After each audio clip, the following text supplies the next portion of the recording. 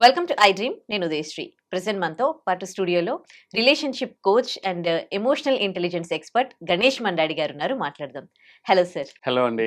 Sir, మీరు ఎక్స్పర్ట్‌గా, relationship ఎక్స్పర్ట్‌గా ఎంతోమంది రిలేషన్‌షిప్‌లో బ్రేక్ అయ్యి మీ దగ్గరకొచ్చిన వాళ్ళుని చూస్తూ ఉంటారు గదా! చాలామంది లవ్ మ్యారేజ్ చేసుకున్న వాళ్ళు హ్మ్. కొన్ని సంవత్సరాల పాటు హ్మ్. కూడా లవ్ చేసుకొని, హ్మ్. తర్వాత మ్యారేజ్ చేసుకొని, హ్మ్. ఎంతో ప్రేమగా ఉండి, హ్మ్. ఆ తర్వాత వాళ్ళు కూడా హ్మ్. విడిపోవడం హ్మ్. జరుగుతుంది. హ్మ్. మరి ఇన్ని సంవత్సరాలు ప్రేమించుకున్న ఆ ప్రేమ హ్మ్. ఏమైపోయి ఉంటుంది? హ్మ్. ఎందుకు ప్రేమించుకున్న వాళ్ళు కూడా విడిపోతూ ఉన్నారు? ఉదయ్ గారు చాలా సెన్సిటివ్ క్వెషన్ అండి. పెళ్ళికి కావాల్సింది ప్రేమ ఒక్కటే కాదండి. ప్రేమించుకోవడానికి ప్రేమ ఉంటే సరిపోతుంది. కానీ ఒక వైవాహిక జీవితం మ్యారిటల్ లైఫ్‌కు ప్రేమ ఒక్కటే సరిపోదు. ప్రేమతో పాటు యాక్సెప్టెన్స్ అండ్ అలైన్‌మెంట్ ఈ 2 చాలా ఇంపార్టెంట్. అయితే హుహు. చాలా మంది ప్రేమించి పెళ్లి చేసుకున్న వాళ్ళేందంటే ఈ 2 కనపడవు వాళ్ళకు. ఒకవేళ వాటి గురించి అంత ఇంపార్టెన్స్ ఇవ్వరు. హ్మ్. వాటి గురించి అంత ప్రాధాన్యత ఇవ్వరు. ఇంపార్టెన్స్ ఇవ్వరు. పెళ్లి తర్వాత బయటపడతాయి. హ్మ్. కొండంత ప్రేమ ఉన్నది కూడా గోరంతగా అయిపోతుంది. అలైన్‌మెంట్ అండ్ యాక్సెప్టబిలిటీ లేకుంటే. ప్రేమ అనేది చాలా ఇంపార్టెంట్ అండి. అది ఎలా ఉంటదంటే ఒక కార్ ఇంజిన్‌కి ఇగ్నిషన్ లాంటిది. స్టార్ట్ అవ్వడానికి ప్రేమ ఇంపార్టెంట్. ఒక హ్మ్. రిలేషన్‌షిప్ పుట్టడానికి ప్రేమ ఇంపార్టెంట్. హ్మ్. కానీ ఆ రిలేషన్‌షిప్ సస్టైన్ అవ్వాలంటే హ్మ్. ఆ వెహికల్ కార్‌లో ఫ్యూయల్ ఇంపార్టెంట్. ఫ్యూయల్ ఉంటేనే ముందుకెళ్తుంది బండి. ఎంత హ్మ్. ఫ్యూయల్ ఉంటే అంత దూరం వెళ్తాం. సో, ఆ ఫ్యూయల్ అనేది అలైన్‌మెంట్, యాక్సెప్టబిలిటీ ఈ 2 ఉండవు. అది చిరకాలం నడిపించేది. హ్మ్. ఇక్కడేందంటే అలైన్‌మెంట్ అండ్ యాక్సెప్టబిలిటీ అంటే ఇప్పుడు బంధంలో ప్రేమతో పాటు అదే పెళ్లితో పాటు బంధంలో బాధ్యతలొస్తాయి. ఆ హ్మ్. బాధ్యతలను మోయడానికి అండర్‌స్టాండింగ్, అలైన్‌మెంట్ అండ్ కంపాటబిలిటీ ఉండాల. ఇప్పుడు ప్రేమించుకునేటప్పుడు చాలా స్వీట్ టైమ్ అది. హనీమూన్ పీరియడ్ అది. హ్మ్. ఆ టైంలో ఇద్దరు ఒకరినొకరు ప్రేమించుకున్న టైంలో ఒకరి లోపాలు ఒకరికి బయట కనపడవు. కనపడవు. హ్మ్. ఎందుకంటే ఫోకస్ అంతా పాజిటివ్స్ మీదనే ఎళ్తాయి. హ్మ్. వాళ్ళకున్న నెగెటివ్స్ కనపడవు. పెళ్లి తర్వాత ఎప్పుడైతే రియాలిటీ చెక్ వస్తదో, వాళ్ళు రియల్ లైఫ్ ఛాలెంజెస్ చూడడం స్టార్ట్ చేస్తారో, అప్పుడు ఫ్లాస్ కనపడతాయి. అలాగే ఇలా ఉన్నాడు. అసలు కోపం వచ్చినప్పుడు ఇలా ఉంటారా? తను ఇలా హ్మ్. ఉంటుందా? తను ఇలా ఉంటాడా? సో, పెళ్ళికి ముందు కోపం వచ్చినప్పుడు ఎలా ఉంటారనేది పూర్తిగా తెలీదు. హ్మ్. దే ప్రిటెండ్ హ్మ్. పెళ్ళికి ముందు. పెళ్లి తర్వాత రియల్ వర్షన్, ట్రూ వర్షన్ బయటపడుతుంది. కోపం వచ్చినప్పుడు ఆ వ్యక్తి ఎలా ఎక్స్‌ప్రెస్ చేస్తున్నాడు? అగ్రెషన్ ఎక్స్‌ప్రెస్ చేస్తున్నాడా? ఇంటిమిడేషన్ చేస్తున్నాడా? వస్తువులెత్తేయడము, దుర్భాషలాడడం, వర్బల్ అబ్యూస్ చేయడం, ఫిజికల్ అబ్యూస్ కూడా చేస్తారు కొంతమంది కోపం వచ్చినప్పుడు. లైఫ్ హ్మ్. పార్ట్నర్ కొట్టడం, లేదా తనని తానే కొట్టుకుంటారు. సెల్ఫ్ హ్మ్. హార్మింగ్ చేసుకుంటారు. గోడ కొట్టుకోవడము, వాళ్ళని వాళ్ళు కొట్టుకోవడం. ఇవన్నీ అన్‌హెల్తీ సైన్స్. హ్మ్. వీటితో ఏమవుతదంటే వాళ్ళున్న ప్రేమలో క్రాక్స్ ఒస్తాయి. ఆ హ్మ్. ప్రేమ కాస్త వీక్ అవుతుంటది. ఇదొకటవుతే రెస్పాన్సిబిలిటీస్ ఉంటాయి కొన్ని. హ్మ్. Important responsibilities. హౌస్ హోల్డ్ రిలేటెడే గావచ్చు, లైక్ ఫినాన్సెస్ రిలేటెడే గావచ్చు, తర్వాత సోషల్ ఆబ్లిగేషన్స్ ఉంటాయి. పెళ్ళికి ముందు పేరెంట్స్ గురించి ఆలోచించరు. నీకోసం అంటే ఒకరికొకసం నాకు అంటే నువ్వు లేక నేను లేనన్నట్టు ఒక హ్మ్. ఎళ్ళిపోతారు. పేరెంట్స్ ఉన్నా లేకున్నా, వాళ్ళు ఒప్పుకున్నా, ఒప్పుకోకున్నా మనం హ్మ్. కలిసుందామని అంటారు. పెళ్లి హ్మ్. తర్వాత పేరెంట్స్ ప్రయారిటీ చాలా ఇంపార్టెంట్ అవుతది. పెళ్ళికి ముందు వాళ్ళ యాక్సెప్టెన్స్ కూడా ఇంపార్టెంట్ గాదు. పెళ్లి చేసుకోవడానికి పేరెంట్స్ వద్దన్నా పెళ్లి చేసుకున్న వాళ్ళున్నారు. మంచిదే సంతోషం హ్మ్. ఇక్కడి వరకే. పెళ్లి తర్వాత చిన్న చిన్న విషయాలలో స్మాల్ అంటే పెట్టి ఇష్యూస్‌లో గూడా వీళ్ళ పేరెంట్స్ నచ్చాలా, అమ్మకి నచ్చాలా, లేదా నాన్నకి నచ్చాలా, అమ్మాయి వాళ్ళ పేరెంట్స్‌కి నచ్చాలా, లేకపోతే అబ్బాయి వాళ్ళ పేరెంట్స్‌కి నచ్చాలా. ఒకవేళ అది లైఫ్ పార్ట్నర్‌కి నచ్చలేదనుకో, మా పేరెంట్స్‌ని ఇన్సల్ట్ చేస్తున్నావు. హ్మ్. నువ్వు విలువ ఇవ్వట్లేదు. పెళ్ళికి ముందు లేదు ఆ వర్షన్. పెళ్లి తర్వాత వచ్చేస్తుంది. ఇలాంటివన్నీ రియాలిటీ చెక్స్ ఉంటాయి. హ్మ్. తర్వాత అంతేకాదు ఇంకేందంటే కొన్ని కొన్ని సెన్సిటివిటీస్ ఉంటాయి. హ్మ్. పెళ్ళికి ముందు తనలో ఉన్న కొన్ని వీక్‌నెసెస్, ఫ్లాస్ అనేది అవి చిన్న చిన్నవిగా అది కనపడేవి గావు. ఇప్పుడు పెద్దగా అయిపోతాయి. చాలా పెద్దగా అయిపోతాయి. హ్మ్. ఎమోషనల్‌గా వాళ్ళిద్దరి మధ్యలో డిస్‌కనెక్షన్ అనేది స్టార్ట్ అవుతది. హ్మ్. ఒకరికొకరు భావోద్వేగంగా కొంచెం దూరం అవుతుంటారు. ఎమోషనల్‌గా హర్ట్ అవుతారు. ఒకరినొకరు తెలుసు తెలియకుండా హర్ట్ చేసుకుంటా ఉంటారు. హ్మ్. అక్కడేందంటే ఇమ్మీడియేట్‌లీ ఆ టైంలో ఆ క్రాక్స్‌ని ఫిక్స్ చేయకుంటే, వాళ్ళిద్దరి మధ్యలో ఎమోషనల్ కనెక్ట్ అనేది రీబిల్డ్ చేయకుంటే, హ్మ్. వాళ్ళిద్దరి మధ్య దూరం పెరుగుతూనే ఉంటుంది. ప్రేమ కాసం సెకండరీ అయితది. ఇప్పుడు హ్మ్. మీరు చూడండి లవ్ మ్యారేజెస్‌లో గూడా డివోర్స్ రేట్స్ అనేది అరేంజ్ మ్యారేజెస్ కంటే ఏం తక్కువ లేవు. ఇంకెక్కువనే ఉన్నాయి. ప్రెసిడెన్షియల్‌లో ఎక్కువనే ఉన్నాయి ఇంకా. హ్మ్. సో, ఇక్కడ అరేంజ్ మ్యారేజెస్ ఇప్పుడు వర్కబుల్ కాదంటున్నాం. అక్కడ హ్మ్. కూడా సక్సెస్ రేట్ ఉంది. ఫెయిల్యూర్ రేట్ ఉంది. యాహ్! లవ్ మ్యారేజెస్‌లో కూడా సక్సెస్ అండ్ ఫెయిల్యూర్ రేట్ ఈక్వల్‌గా ఉంది. అరేంజ్ మ్యారేజెస్ లాగా హ్మ్. ఈక్వల్‌గానే ఉంది.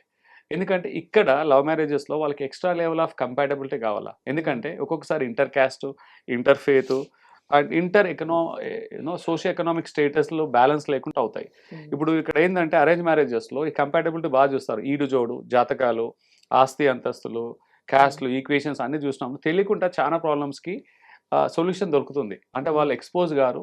వాళ్ళకు వాళ్ళకిష్టమున్నా లేకున్నా కొంచెం సపోర్ట్ అనేది వచ్చేస్తుంటది అందరి హ్మ్. నుంచి. హ్మ్. కానీ అదే లవ్ మ్యారేజెస్‌లో చిన్న ఫ్లా ఏదైనా కనపడితే ఎక్స్‌పోజ్ అయిపోతారు బాగా వాళ్ళు. పేరెంట్స్ కూడా ఇమ్మీడియేట్‌లీ దే డోంట్ సపోర్ట్. మీరు హ్మ్. ఇష్టంతో పెళ్లి చేసుకున్నాం. మీ బాధ మీరు అనుభవించండి. మా దగ్గరికి ఎందుకొచ్చారు ఇప్పుడని పూర్తి సపోర్ట్ దొరకదు. అలాగని పేరెంట్స్ వాళ్ళ మీద ఏదో వాళ్ళ ద్వేషము శత్రువులు కాదు, బట్ వాళ్ళకి కావాల్సిన సపోర్ట్ దొరకదు. ఇంకొకటి ఏంటంటే కొన్ని కేసెస్లో పేరెంట్స్ సపోర్ట్ ఇవ్వడం పక్కన పెట్టు, వాళ్ళని ఇంకా విడదీయడానికి ట్రై చేస్తారు తెలియకుండా. వాళ్ళు ఇమోషనల్గా హర్ట్ అయి ఉంటారు, పెళ్లి ఇష్టం ఉండదు వాళ్ళకి. సో చిన్న గొడవ కాస్త పెద్దగా అవుతుంటుంది థర్డ్ పార్టీ ఇంటర్ఫీరెన్సెస్ తోటి. ఈ విషయం చెప్పండి. ఇప్పుడు రిలేషన్‌షిప్ లో ఉన్న వాళ్ళు బ్రేకప్ అవ్వడానికి, మ్మ్. అంటే పెళ్ళైన వాళ్ళు మ్మ్. బ్రేకప్ అవ్వడంలో పేరెంట్స్ పాత్ర ఎంత వరకు ఉంది? నాకు తెలిసి ఇప్పుడు కూడా అంటే స్టడీ చెప్తున్నాయి, నేను కాదు స్టడీ చెప్పేది, ఆల్మోస్ట్ 53 to 54% ఇన్లాస్ ఇంటర్ఫీరెన్స్ విడిపోతున్నాయండి.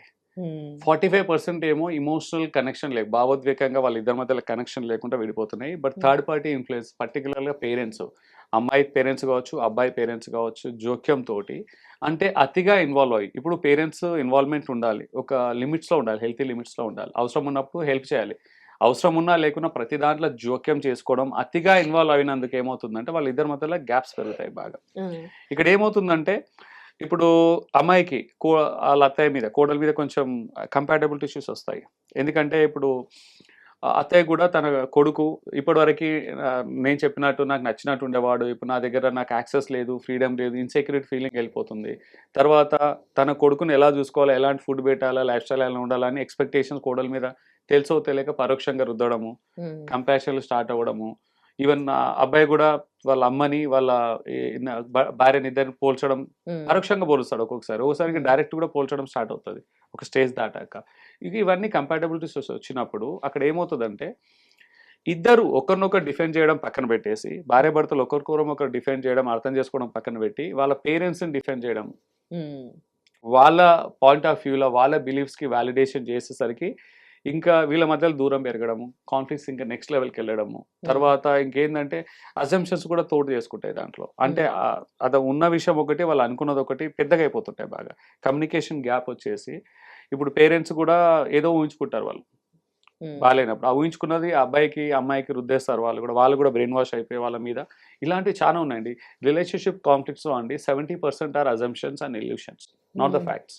ఇక్కడ క్రియేట్ చేసుకున్నాయి అన్ని వాస్తవంలో ఉన్నాయి కావు, వాళ్ళు ఊహించుకుంటారు, అజ్యూమ్ చేసుకుంటారు. నన్ను సరిగా పలకరియలేడంటే లోపల ఏదో నా గురించి ఇది అనుకున్నాడు, ఏదో అనుకోవడం కాదు, ఇది అనుకున్నాడు, అందుకే నేనంటే ఇష్టం లేదు అందుకే అలా చూశాడు, నేనంటే ఇష్టం లేదు అందుకే నన్ను అలా మాట అనింది.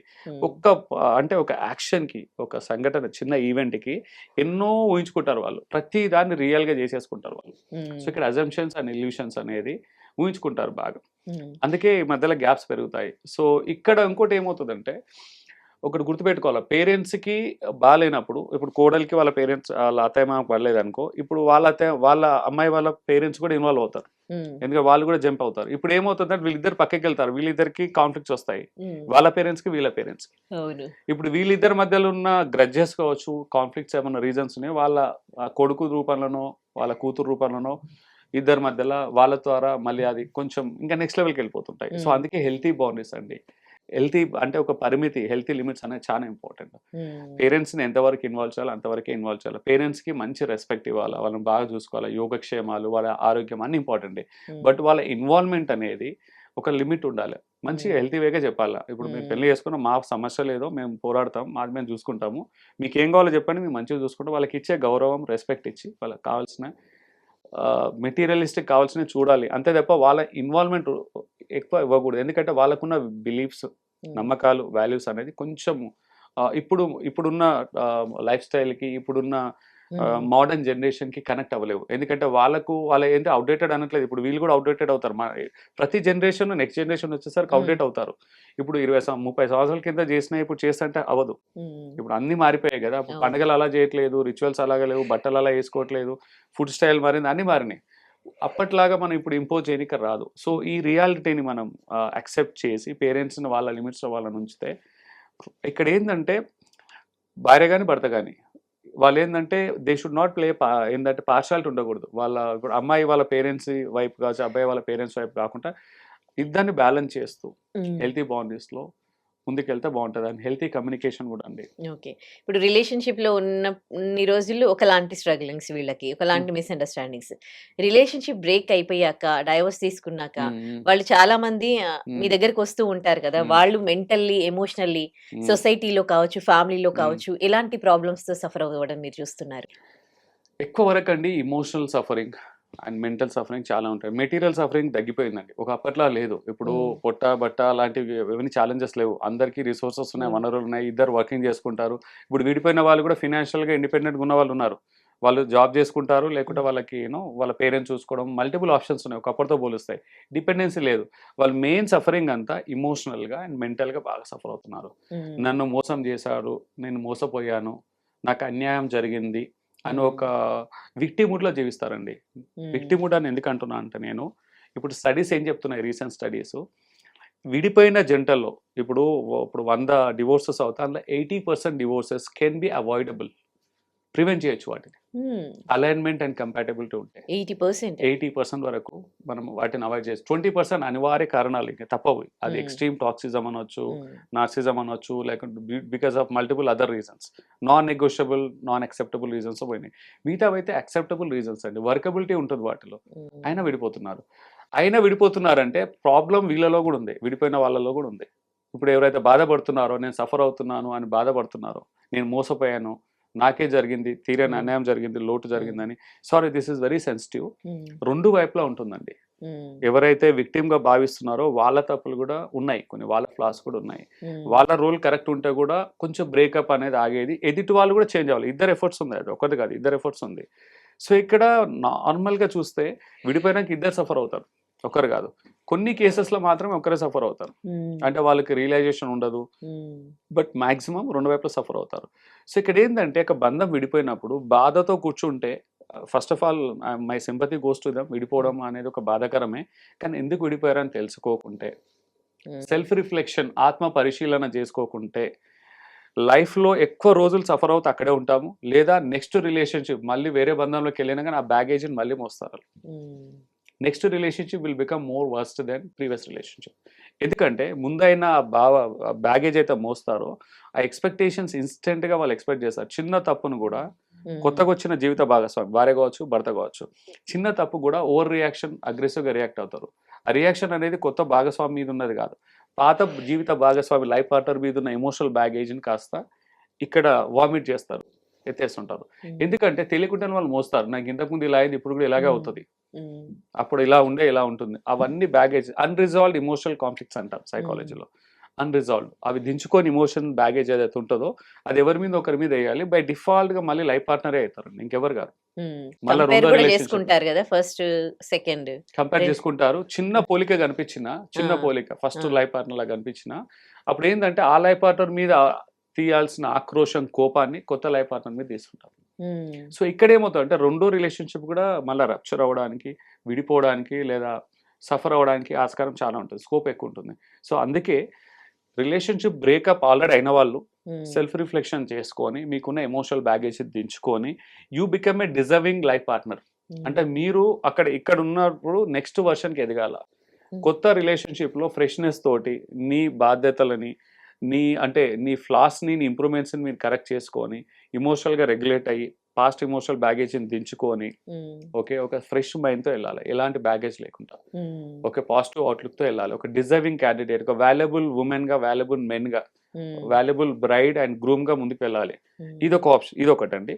రెండోది నేను అసలు పెళ్లే చేసుకోనని అక్కడే ఉండేవాళ్ళు గూడా ఉంటారు. హ్మ్. అక్కడ గూడా పాస్ట్ ఈస్ పాస్ట్. సఫరింగ్ అనేది కామన్. ఇప్పుడు నువ్వు సఫర్ అవుతే ఎవ్వరు నష్టపోరండి. నష్టపోయేది వాళ్ళే. హ్మ్.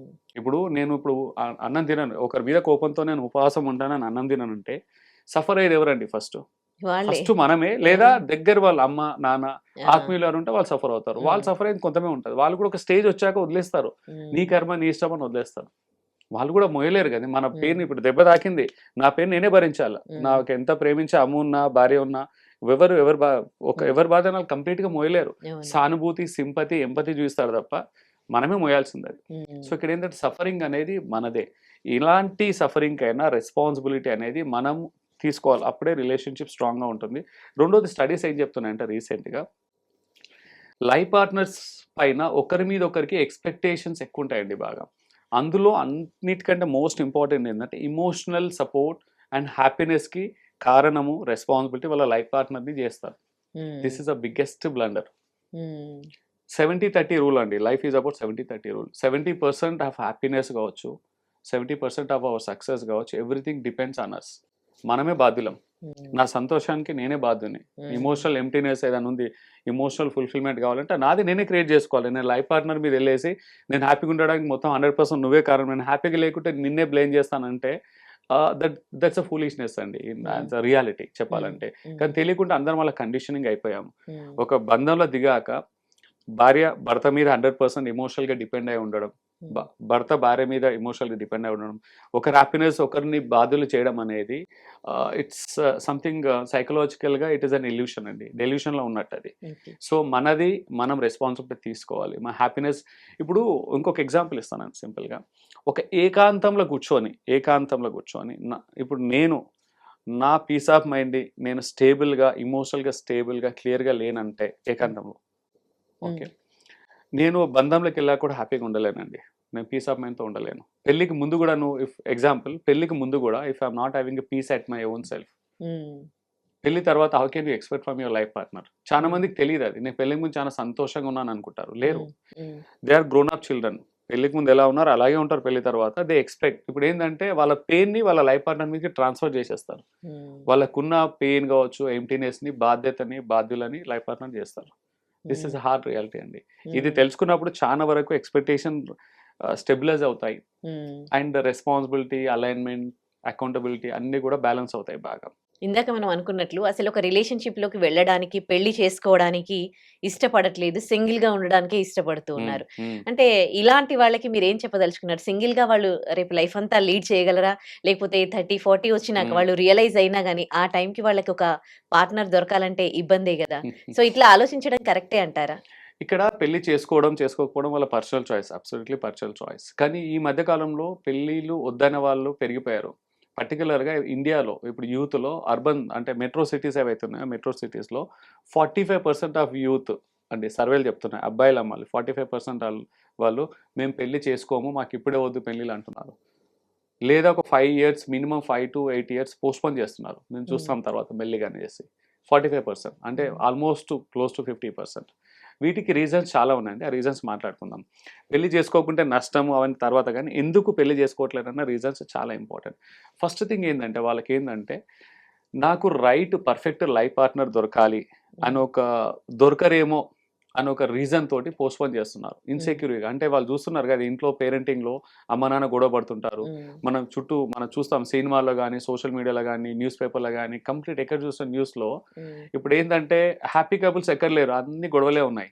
ఇప్పుడు నేను కూడా గొడవలో ఒక భాగం అవ్వాలా, నేను కూడా అంత గుంపులో గోయిందం అవ్వాలన్న తెలియకుండానే ఒక ఇన్సెక్యూరిటీ ఉంటుంది. వాళ్ళు పెళ్లి చేసుకోవద్దని ఇంటెన్షన్ కాదు, వాళ్ళకి ఆ క్లారిటీ రావట్లా. నాకు లైఫ్ పార్ట్నర్ దొరికినప్పుడు చేసుకుంటాను, సిచ్యువేషన్ వచ్చినప్పుడు చేసుకుంటాను. రెండో రీజన్ ఆ సిచ్యువేషన్ ఏంటంటే నా కెరీర్లో ఒక స్టేజ్కి వచ్చినాక చేసుకుంటాను, థింగ్స్ అన్ని సార్ట్అవుట్ అయినాక చేసుకుంటాను, లేదా నేను అనుకున్న లక్ష్యాలు కొన్ని గోల్స్ నెరవేర్చుకున్నాక చేసుకుంటాను. ఈ 2 కారణాలతోటే పెళ్లిళ్ళకు వద్దంటున్నారు లేదా పోస్ట్పోన్ చేస్తున్నారు. ఇది ఒకటి అవుతే ఇంకోటి ఏంటంటే తెలియకుండా బ్రేకప్ చేస్తే ఇంకా ఐడెంటిటీ కోరం. పెళ్ళి అవుతే నా ఐడెంటిటీ పోతుంది, నా లైఫ్ గోల్స్ని నేను కాంప్రమైజ్ అవ్వాలని. పర్టికులర్గా ఉమెన్ ఈ మధ్యలో వాళ్ళు కూడా బాగా చదువుకొని కెరీర్లో బాగా ఎదుగుతున్నారు. ఇప్పుడు బాగా అడ్వాన్స్గా గ్రో అయిన అమ్మాయికి సంబంధాలు దొరకడం కూడా ఛాలెంజ్ అవుతుందండి. ఎందుకంటే దేర్ ఇస్ అ సైకాలజీ. ఇప్పుడు అమ్మాయికి కూడా ఏంటంటే తెలియకుండా ఒక ఎక్స్పెక్టేషన్ ఉంటుంది. ఇప్పుడు పెళ్లి తర్వాత నాకు కెరియర్ అంబిషన్స్ కు బ్రేక్ పడుతుంది, నా గోల్స్ ని నేను కాంప్రమైజ్ అవ్వాల్సి వస్తుంది. అంటే నేను ప్రొఫెషనల్ గా నాకు అనుకున్న లక్ష్యాలన్నిటిని నేను అంటే కాంప్రమైజ్ అవ్వాల్సి వస్తుంది, ఇంకా అడ్జస్ట్ అవ్వాల్సి వస్తుంది, నా ఇండిపెండెన్స్ పోతుంది, ఐడెంటిటీ పోతుంది, నా గుర్తింపు పోతుంది అన్న ఒక తెలియని భయం వాళ్ళలో. అలాగే భర్తలు కూడా అండి, ఇప్పుడు అబ్బాయిలు కూడా బాగా వెల్ సెటిల్ అమ్మాయిలను చేసుకోవడానికి కొంచెం వెనకాడుతున్నారు, ఆలోచిస్తున్నారు. ఎందుకంటే బాగా సెటిల్ అయిన అమ్మాయిని చేసుకుంటే నా ఐడెంటిటీ ఉండదు, ఆ అమ్మాయి ఐడెంటిటీ ఎక్కువ అవుతుంది. కంపేర్ చేస్తే నేను ఒక భర్తన నాకు ఐడెంటిటీ కంటే భార్య ఐడెంటిటీ ఎక్కువ ఉంటుంది, తెలియని ఇన్సెక్యూరిటీ ఫీలింగ్ ఉంటుంది. సో అందుకే ఈ మధ్యకాలంలో చూస్తే ఈక్వేషన్స్ లో వీళ్ళు ఎక్కువ సఫర్ అవుతున్నారండి. హైలీ సెటిల్డ్ అమ్మాయిలు బాగా సఫర్ అవుతున్నారు మంచి సంబంధాలు దొరకడంలో. ఒకళ్ళు దొరికినా కానీ పోస్ట్ మ్యారేజ్ కాంఫ్లిక్ట్స్ కూడా ఎక్కువ వస్తున్నాయి. ఎందుకంటే భర్త కూడా ఎంత స్పోర్టివ్ ఉన్న తర్వాత తెలియకుంటే నా జోలోకి వెళ్ళిపోతున్నాను ఇన్సెక్యూరిటీ ఫీలింగ్ లా. నా ఐడెంటిటీ లేదు, తన ఐడెంటిటీ పెరుగుతుంది అని చెప్పేసి డామినేటివ్ అయిపోయింది, నేను కొంచెం అండర్ రేటెడ్ అయిపోయాను, నాకంటూ అది లేదు అని చెప్పేసి. ఇంకొకటి ఏంటి అని అంటే భార్య అంటే ప్రైవసీ, నాకు ప్రైవసీ కావాలి. ఇప్పుడు పార్ట్నర్ వచ్చింది అనుకోండి, తనకి నేను అంటే ఒక అథారిటీ తీసుకుంటారు వాళ్ళు మనం మీద, కమాండ్ చేస్తారు. కరెక్ట్. అది కూడా ఒక ఇలాంటివి రీజన్ కూడా. అండి. ప్రైవసీ కంటే వాళ్ళకి ఫ్రీడమ్ పోతుందని. వాళ్ళ ఫ్రీడమ్ వాళ్ళ పోతుంది. ఫ్రీడమ్ ఏంటంటే పోతుంది. పెళ్ళయ్యాక నేను ప్రతి ఒకరికి దానికి పర్మిషన్ ఆ! అడగాలి. నేను అంటే ఏం చేసినా నాకు ఒక అకౌంటబిలిటీ, రెస్పాన్సిబిలిటీ నేను నాకు ఫ్రీడమ్ ఉండదు. ప్రతీది అడగాలి, యాక్సెప్టెన్స్, అంటే కొంచెం అప్రూవల్ రావాలని. ఆ ఫ్రీడమ్ పోతుందని ఒక రీజన్ కూడా ఉంటుందండి. This is one of the reason. ఇంకో రీజన్ కూడా ఉందండి. ఈ మధ్య కాలంలో అసలు చాలా తెలియనిది మిడిల్ క్లాస్, చాలా వరకు మిడిల్ క్లాస్‌లో ఏమవుతుందంటే ఫైనాన్షియల్‌గా స్టేబుల్‌గా లేని వాళ్ళు పెళ్ళంటే హంగు ఆర్భాటాలతోటి ఘనంగా చేయాలి పెళ్ళిళ్ళు. పెళ్ళికి ఖర్చు అవుతుంది. ఈ స్టడీ చెప్తున్నాయి రీసెంట్‌గా మన 10 లక్షల నుంచి 50 లక్షల వరకు అవుతుందండి మిడిల్ క్లాస్ పెళ్ళిళ్ళు. మధ్య తరగతి వాళ్ళ పెళ్లిలో కూడా ఒక అవును. 10 లక్షల నుంచి 50 లక్షల అవును. వరకు ఖర్చు అవుతుంది పెళ్ళికి. అది చేయకుంటే పెళ్ళికి వాళ్ళకి ఎమోషనల్ సాటిస్ఫాక్షన్ ఉండట్లేదు. పెళ్ళంటే కొంచెం లిమిటెడ్ హంగు ఆర్భాటం కావాల్సిన బేసిక్ రిచువల్స్, సాంప్రదాయాలు అన్నీ ఉంటాయి కదా! పద్ధతులు అన్నీ ఉంటాయి. We have to respect them. కానీ మన దగ్గర ఆర్థికంగా అఫోర్డబిలిటీ ఉన్నా లేకున్నా అదొక ప్రెషర్ అయిపోయింది. ఇంకా డబ్బులు సంపాదించుకున్నాక చేయాలని చెప్పేసి అవుతుంది పెళ్ళికి డిలే అవ్వడానికి. డబ్బులు రావాలంటే అమ్మాయికి కొంచెం కట్నం కావాలి, ఖర్చులు పెళ్లి కట్నం కావాలి, లేకుంటే కొన్ని ఇవ్వాలి. అబ్బాయిలకు కూడా ఖర్చులు పెట్టుకోవడానికి. కొంతమంది ఏం చేస్తున్నారంటే కొంచెం రిస్క్ తీసుకొని లోన్‌తో తీసుకొని ఈఎంఐస్ అది చెప్పేసి పెళ్ళిళ్ళు చేసుకుంటున్నారు. తర్వాత పెళ్లి తర్వాత ఒక 5 to 10 ఇయర్స్ సఫర్ అవుతున్నారు. ఈఎంఐలు, లోన్ ట్రాప్స్. కొంతమంది హనీమూన్ లోను, మ్యారేజ్ లోను క్లియర్ అవ్వకముందే బ్రేకప్స్ అయిన కేసెస్ కూడా చాలా వస్తున్నాయి ఈ మధ్య కాలంలో. లోన్లు కూడా క్లియర్ అవ్వకముందే వాళ్ళ బ్రేకప్, డైవర్స్ వరకు వెళ్తున్నాయి. సో ఇక్కడ ఏంటంటే మల్టిపుల్ రీజన్స్ ఉన్నాయండి. ఒక్కొక్కరికి ఒక్కొక్క రీజన్ ఉంది. సో తర్వాత కెరియర్ అంబిషన్స్. కెరియర్‌లో బాగా ఒక స్థాయికి వెళ్ళాక, సెటిల్ అయ్యాక, ఒక ఉన్నతమైన స్థాయికి ఈ పొజిషన్‌కి వెళ్ళాకనే పెళ్లి చేసుకుంటాను. లేదా ఫైనాన్షియల్‌గా ఈ టార్గెట్ రీచ్ అయ్యాకనే చేసుకుంటాను. సో ఇక్కడ ఏంటంటే 2 ప్యారలల్ జర్నీస్ అండి. Marriage and career. కెరియర్ అనేది always there is no end. ఇక్కడికి వెళ్ళాక మళ్ళీ ఇక్కడికి వెళ్ళాలనిపిస్తుంది, ఇక్కడికి వెళ్ళాలనిపిస్తుంది. No end. కానీ దానికి లింక్ పెట్టుకుంటే కొంచెం డిలే అవుతున్నాయి. పెళ్ళిళ్ళు డిలే అవుతున్నాయి బాగా. అంటే వీళ్ళు 20స్, 30స్‌లో పెళ్లి వద్దని అనుకుంటున్నా గానీ, ఒక 40 అట్లా దాటినాక వాళ్ళు కూడా ఒక పార్ట్నర్ కావాలనుకుని, ఆ టైంకి ట్రై చేస్తున్న వాళ్ళు కూడా ఉన్నారు కదా! ఇలాంటి వాళ్ళు. ఇక్కడ 82% అండి స్టడీ చెప్తున్నాయి. గ్లోబల్‌గా, ఇండియాలోనే కాదు, గ్లోబల్‌గా అన్ని దేశాలలో కలిపి నాకు పెళ్ళే వద్దు, నేను పెళ్ళే చేసుకున్నా అన్న వాళ్ళు ఒక 5 ఇయర్స్ తర్వాత, 8 ఇయర్స్ తర్వాత, ఈవెన్ 10 ఇయర్స్ తర్వాత కూడా పెళ్ళిళ్ళు చేసుకున్నారు. అందులో 82% ఉన్నారండి. ఓన్లీ 8% వాళ్ళే అది కంప్లీట్‌గా బ్రహ్మచర్యం పాటిస్తున్నారు. పెళ్ళిళ్ళు చేసుకోవట్లేదు. బట్ 82% స్టడీస్ చెప్తున్నాయండి. అంటే అప్పుడు అనిపిస్తుంది వీళ్ళకి పార్ట్నర్ కావాలి అని. ఒక 40 తర్వాత ఒక మల్టిపుల్ తోడు రీజన్స్ ఉండాలని. అండి. ఒక రియాలిటీ చెక్. ఇక్కడ ఏమవుతుందంటే ఒక స్టేజ్‌కి వచ్చాక వాళ్ళు సొసైటల్ ప్రెషర్ ఇండైరెక్ట్‌గా నాకు వాలిడేషన్ లేదు, గుర్తింపు లేదని, పేరెంట్స్ ప్రెషరు, సొసైటల్ ప్రెషరు, లేకుంటే ఒక సపోర్ట్ కావాలని కంపల్సివ్ స్టేట్‌లో వెళ్ళిపోతున్నారు వాళ్ళు. రియలైజేషన్ కంటే ఎక్కువ కంపల్సివ్ స్టేట్‌లో పెళ్ళిళ్ళు చేసుకుంటున్నారు. ఏదైనా సరే కంపల్సివ్‌గా చేసుకున్నప్పుడు ఆ బంధాన్ని, ఆ లైఫ్ మేనిఫెస్టేషన్‌ని పూర్తిగా మనం ఎంజాయ్ చేయలేమండి. అండ్ హ్యాపీగా ఉండలేము. ఇష్టపూర్వకంగానే చేయాలండి. ఇష్టంతో చేసింది కష్టంగా ఉన్నా అది ఈజీగా అవుతుంది బాగా. కరెక్ట్. సో ఇక్కడ ఏంటంటే ఇప్పుడు అడ్జస్ట్ అయ్యి చేస్తుంటున్నాను, అడ్జస్ట్ అయ్యి పెళ్లి చేసుకునే వాళ్ళు యాక్సెప్టబిలిటీతో, అంటే ఇష్టంతో వెళ్ళాలి. కంపల్షన్ తోటి వెళ్ళకూడదు. Right. Right. Thank you so much అండి. చాలా మంచి వెల్కమ్ సజెషన్స్. అండి. వెల్కమ్. Thank you.